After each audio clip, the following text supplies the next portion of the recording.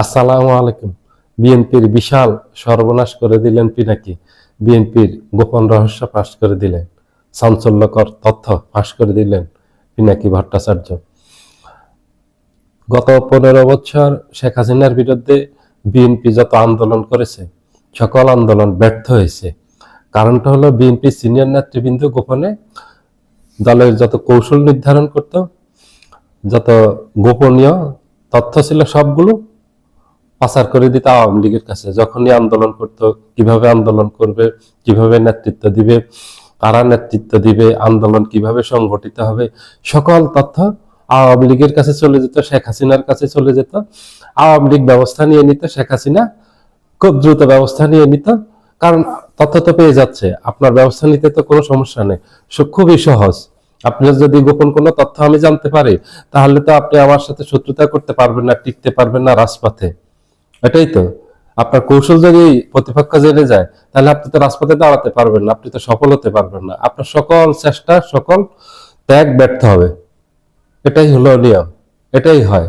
এবং বিএনপি গত 17 বছর যে আন্দোলনে ব্যর্থ হয়েছে, তার কারণ হলো সিনিয়র নেতৃবৃন্দের গাদ্দারির কারণে। দলের সাথে বেইমানি করেছেন, গাদ্দারি করেছেন, মির্জাফরি করেছেন। দলের বিশেষ করে 5 স্টার খ্যাত যারা আছেন 5 জন দলের নীতি নির্ধারণী ভূমিকা পালন করছেন, যাদের কারণে বেগম খালেদা জিয়াকে জেলে যেতে হয়েছে, যাদের কারণে এই শেখ হাসিনা অবৈধভাবে 3টা নির্বাচন করতে পেরেছে। 14 সালের দিনের ভোট, বিনা ভোটের নির্বাচন, 18 সালের রাতের ভোটের নির্বাচন, 24 সালের আমিদামি নির্বাচন। এরা সবাই হলো এটার কারিগর। আমি আগেও বলেছি আমার ভিডিওতে যে শেখ হাসিনাকে ভারত টিকিয়ে রাখেনি, শেখ হাসিনাকে 15 বছর ক্ষমতায় টিকিয়ে রেখেছে বিএনপির নেতৃবৃন্দ, সিনিয়র নেতৃবৃন্দ, কিছু বিএনপির জুনিয়র মাঝারি মানের যারা নেতা আছেন, মধ্যম সারির নেতা আছেন, তারা এবং দলের তৃণমূলের নেতা কর্মীরা আপ্রাণ চেষ্টা করেছেন শেখ হাসিনার পতনের জন্য, কিন্তু সবসময় ব্যর্থ হয়েছেন সিনিয়র নেতৃবৃন্দের এই গাদ্দারির কারণে, মির্জাপুরির কারণে। দলের সাথে তারা যে গাদ্দারি করেছে, সেগুলো এখন ধীরে ধীরে বেরিয়ে আসতেছে, সব বেরিয়ে আসবে, সবার সব তথ্য বেরিয়ে আসবে। বর্তমান যুগকে বলা হয় অবাধ তথ্য প্রবাহের যুগ। এখানে অবাধ তথ্য আপনি পেয়ে যাবেন, চলে যাবে বিভিন্ন সোর্স থেকে আপনার কাছে তথ্য চলে আসবে। আপনি জেনে যাবেন, গোপন অনেক কিছু জেনে যাবেন, আগে যেটা সম্ভব ছিল না, বর্তমানে খুব সহজ এটা জানা, একেবারে সহজভাবে আপনি জেনে যেতে পারবেন। এই যে আমরা এখন জেনে যাচ্ছি সোশ্যাল মিডিয়ার মাধ্যমে এবং প্রযুক্তির মাধ্যমে, আপনার গোপন যেই তথ্যগুলি আছে সেগুলি প্রকাশ হয়ে যাচ্ছে। আপনি দেখেন শেখ হাসিনার কল রেকর্ডগুলি পাশ হয়ে যাচ্ছে, যেগুলি 5 আগস্টের পর শেখ হাসিনা ভারতে গিয়ে কল রেকর্ড ফাঁস করছেন, সেগুলির কথা বলুন। সেগুলি শেখ হাসিনা নিজেই ছেড়ে দিয়েছেন। শেখ হাসিনা ক্ষমতা থাকাকালে কিভাবে ক্ষমতাকে কুক্ষিগত করার জন্য বিভিন্ন বাহিনীকে ব্যবহার করছে, তাদেরকে যেসব দিক নির্দেশনা দিয়েছে সেগুলি ফাঁস হয়েছে। তারপর 24-এর জুলাই বিপ্লবের সময় সেনাবাহিনী, দলের নেতাকর্মী, পুলিশ বাহিনী, প্রশাসনকে যেভাবে নির্দেশ দিয়েছেন, এসব কল রেকর্ড সব প্রকাশ হয়ে গেছে, সব আন্তর্জাতিক অপরাধ ট্রাইব্যুনালে জমা আছে। এগুলি সব ডিলিট করে দিয়েছিল, কিন্তু ওগুলি আবার পুনরুদ্ধার করে ফেলছে। প্রযুক্তি এত উন্নত, আপনি বর্তমান সময়ে কোনো কিছু গোপন রাখতে পারবেন না। আমি পারবো না, আপনি পারবেন না, কারো পক্ষে সম্ভব না। আপনি একটু ভেবে দেখেন আমার কথাটা, পারবেন? সম্ভব? যদি সম্ভব হতো তাহলে এত গোপন তথ্য প্রকাশ হতো না, এবং মানুষ এত ধরনের ডিভাইস ইউজ করতো না নিজের এই গোপনীয়তা রক্ষার জন্য। তারপরে সম্ভব হচ্ছে না।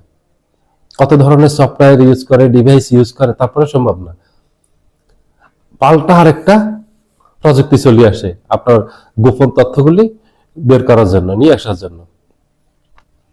তো এগুলি সব বেরিয়ে আসবে। বিএনপির গাদ্দারি যারা যারা করছেন সবাই চিহ্নিত, এটা জানেন, একেবারে প্রকাশ্যে চলে আসবে, সব সংবাদ মাধ্যমে চলে আসবে, অবাধে চলে আসবে।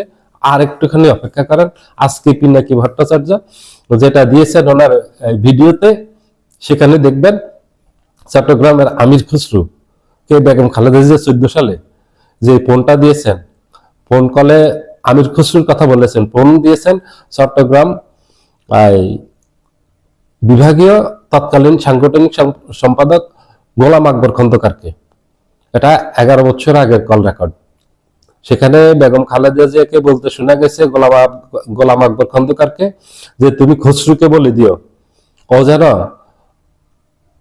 শাহাদাতকে বাধা না দেয়। শাহাদাতকে বাধা না দেয় মানে বর্তমান যে মেয়র শাহাদাত হোসেন সেলিম, উনি শেখ হাসিনার বিরুদ্ধে আন্দোলন করতেছিলেন, সংগ্রাম করতেছিলেন, নেতা কর্মীদেরকে সংগঠিত করতেছিলেন, মিছিল মিটিং করতেছিলেন, হরতাল অবরোধ এগুলি পালন করতেছিলেন। 14 সালের কথা যাদের মনে থাকার কথা, তখন খুব কঠোর অবস্থানে ছিলেন শাহাদাত হোসেন সেলিম। ওনার নেতৃত্বে প্রতিদিন কোথাও না কোথাও একাধিক মিছিল বের হতো, মিটিং হতো, প্রতিবাদ সভা সমাবেশ হতো, হরতাল অবরোধ এগুলি হতো, পিকেটিং করতেন, উনি নেতৃত্ব দিতেন। যখন এগুলি করতেছিলেন আমির খসরু বাধা দিচ্ছিলেন যেন এগুলি না করতে পারে, এগুলি না করে। এটার জন্য যত ধরনের প্রতিবন্ধকতা তৈরি করার প্রয়োজন, যত ধরনের বাধা সৃষ্টি করা দরকার, আমির খসরু সব করছেন। এই জন্য বেগম খালেদা জিয়া খুব ক্ষিপ্ত হয়ে গোলাম আকবর খন্দকারকে বলছেন তুমি আমির খসরুকে বলে দিও ও যেন শাহাদাতকে বাধা না দেয়, আর যদি বাধা দেয় তাহলে আমি তাকে রিমুভ করব, মানে তাকে স্থায়ী কমিটির সদস্য পদ থেকে বহিষ্কার করবে। আপনারা বুঝতে পেরেছেন বেগম খালেদা জিয়ার কাছে সব তথ্য ছিল। উনি তখন অনেকটা অসহায় অবস্থায় ছিলেন। তারেক জিয়া বিদেশে ছিলেন, দেশে উনি একা ছিলেন, দলের দুরবস্থা চলছিল, তখন দল ক্ষমতায় যেতে পারেনি। আন্দোলন সাঙ্গা করতে গিয়ে দলের সাথে অনেক নেতা গাদ্দারি করেছেন, উনি দলীয়ভাবে অনেকটা কোণঠাসা হয়ে পড়ছিলেন। তারপরে উনি এগুলি কাটিয়ে ওঠার চেষ্টা করছেন, কিন্তু এই নেতাদের গাদ্দারির কারণে উনি ফাইনালি সফল হতে পারেননি। এই নেতাদের গাদ্দারির কারণে ওনাকে জেলে যেতে হয়েছে। আপনারা দেখেন এই নেতারা বেগম খালেদা জিয়াকে জেলে নেওয়ার পর একটা মিছিল করতে পারেনি, একটা মিটিং করেনি, একটা প্রতিবাদ করেনি। বিএনপি এত বড় দল, এরা সবাই ছিল, এরা সবাই আজও আছে, এই গাদ্দাররা সবাই আজও আছে। এই গাদ্দাররা কেউ মারেনি, একজনও মারেনি। এই 5 স্টারের গোপন কথা প্রকাশ করছিল এই আর্মির একজন জুনিয়র অফিসার, উনি এখন অবসরে চলে গেছেন, শাহনাজ কনক সরোয়ারের টকশোতে, যে উনি বলছিলেন যে বিএনপির 5 জন সিনিয়র নেতা প্রতি মাসে শেখ হাসিনার কাছে সাক্ষাৎ করতেন গণভবনে গিয়ে, এবং সেখান থেকে মাসওয়ারা আনতেন।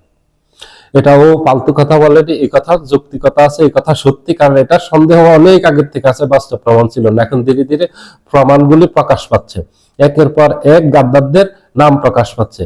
এই গাদ্দার কারা? বিএনপির। এত বড় গাদ্দারি করলো বিএনপির সাথে, এটা নেতা কর্মীরা সবাই জেনে যাবে, সমর্থক যারা আছে তারা জেনে যাবে, আমরা জানি। আমি 5 জনের স্পষ্ট করে বলে দিতে পারবো, আপনি এটা লিখিত রাখেন, এই 5 জন নাম চলে আসবে সবার। আমি আমার একটা ভিডিওতে এই 5 জনের 7 জনের ছবি দিয়েছি, থাম্বনেইলে ছবি দিয়েছি, বিএনপির এই বড় বড় গাদ্দারদের, যারা এত বছর শেখ হাসিনার ক্ষমতাকে প্রলম্বিত করার জন্য সহযোগিতা করেছে প্রত্যক্ষভাবে। বিএনপির সকল আন্দোলন তাদের কারণে ব্যর্থ হয়েছে, বিএনপির সকল এই কৌশল ব্যর্থ হয়ে গেছে এদের গাদ্দারি, এদের বেঈমানির কারণে, এদের মির্জাপুরির কারণে। এত বড় গাদ্দার এরা। এরা তারেক রহমানকে গত 17 বছর দেশে আসতে দেয়নি। এরা চেয়েছিল দলকে লুটে ফুটে খাবে। এরা তারেক জিয়া যারা এখনো দেশে আসতে না পারে, ঢুকতে না পারে, সেটা সব ব্যবস্থা করেছিল এই গাদ্দাররা, এই 5 স্টার। এই জন্য তারেক জিয়া আসতে পারেনি। তারেক জিয়ার সবচেয়ে বড় বাধা ছিল এই 5 গাদ্দার, এবং তারেক জিয়ার বিপদ কিন্তু এখনো কাটেনি। এই 5 গাদ্দার এখনো বিএনপিতে আছে। এরা এই নির্বাচনে নমিনেশন পেয়েছে 5 গাদ্দার, 5 গাদ্দারের 4 গাদ্দার, 4 বেঈমান, 4 মির্জাফর এই পেয়েছে, নমিনেশন পেয়েছে, একজন পায়নি। আপনারা বুঝে নিয়েন বাকি একজনকে। আর এই 5 জনকে আপনারা একটু চিন্তা করলে, একটু ভাবলে বুঝতে পারবেন। সবাই ভালো থাকবেন, আল্লাহ হাফেজ।